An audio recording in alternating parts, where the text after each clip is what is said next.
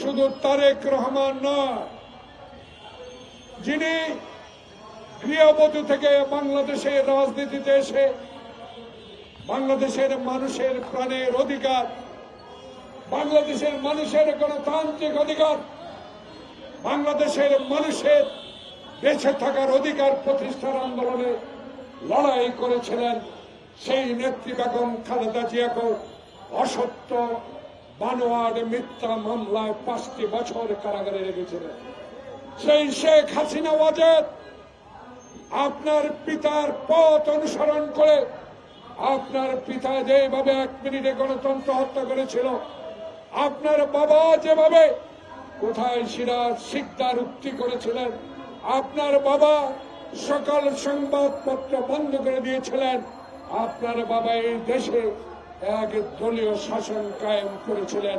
সেই পিতা পথ অনুসরণ করে আপনি এরশাদের সহযোগিতায় সেদিন আমাদের প্রিয় নেতা, বাংলাদেশের অবিসংবাদিত নেতা, স্বাধীনতার ঘোষক, যিনি বিশ্বের দরবারে বাংলাদেশকে তলাবিহীন ছুরিকে ছুরিতে পরিণত করেছে, বিশ্বের মুসলিম দরবারে বাংলাদেশকে পরিচিত করেছিলেন, সেই জিয়াউর রহমানকে হত্যার সাথে সম্পর্কিত ছিলেন সেই শেখ হাসিনা বাংলাদেশের 16টি বছর রাজত্ব কায়েম করেছেন।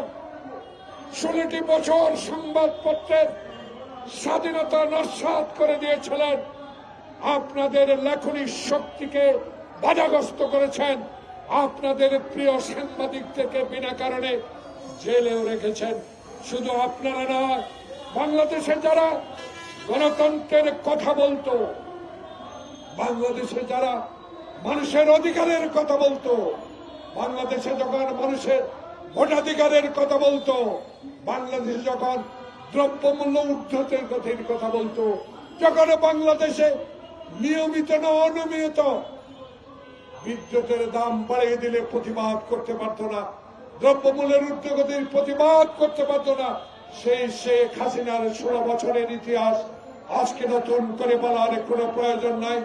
শুধু আজকে মনে করিয়ে দিতে চাই, ফেব্রুয়ারি যখন নির্বাচন ঘোষণা করলেন, হবে রোড ম্যাপ, ট্রেন চালুর ব্যবস্থা করলেন, তখনই আমরা শুনতে পাই নানা গুঞ্জন, তখনই শুনতে পাই নুরুর উপর অত্যাচার, তখনই শুনতে পাই পিয়ার, তখনই শুনতে পাই নির্বাচন নিয়ে ষড়যন্ত্র, তখনই শুনতে পাই যারা আমার মায়ের বুক খালি করে 71 সালে বুক থেকে নিয়ে গুলি করে হত্যা করেছে, তারা আমাদের বন্ধু ছিলেন, বন্ধু থাকেন, শহীদ আপনাদেরকে ক্ষমা করেছিল। আজকে আমাদের নেত্রী আপনাদেরকে মন্ত্রিসভায় অংশগ্রহণ করিয়েছিলেন।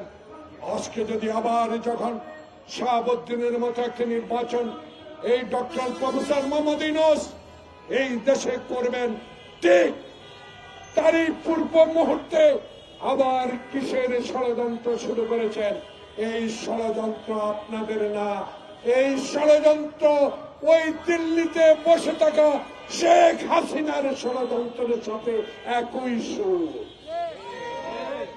তাই আজকে গণতন্ত্র ফোরামের এই সভা থেকে একজন রাজনৈতিক কর্মী হিসাবে বাংলাদেশের স্বাধীনতার যুদ্ধে খালি পায়ে অংশগ্রহণ করা একজন যোদ্ধা হিসাবে বিনয়ের সহিত অনুরোধ জানাবো, যখন 18 কোটি মানুষ জুলাই আগস্টের বিপ্লবের পর তারেক রহমানের অকুণ্ঠ সমর্থনের মধ্য দিয়ে বাংলাদেশে গণতন্ত্র প্রতিষ্ঠার একটা পথ সুগম হচ্ছে, সেই পথকে বাধা দেওয়ার আবার আপনারা ষড়যন্ত্র শুরু করেছেন।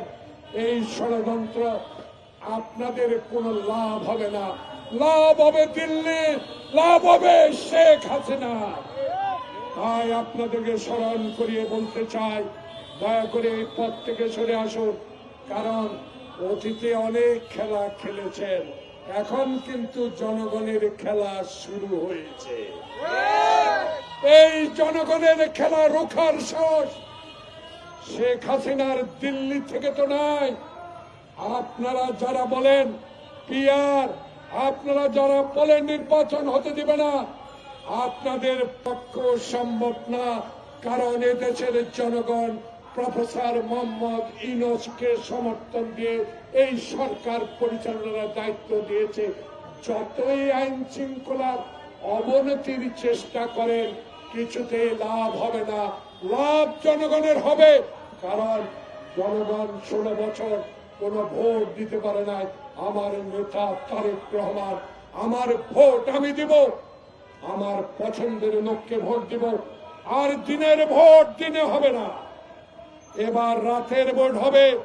14-এর মতো ভোট হবে না, 18-এর মতো হবে না, 24-এর মতো ভাইয়ের ভোট হবে না। এই ভোট হবে ইনশাল্লাহ জনগণের। যে খেলা, এই খেলায় জয়লাভ করবে নির্বাচন কমিশন।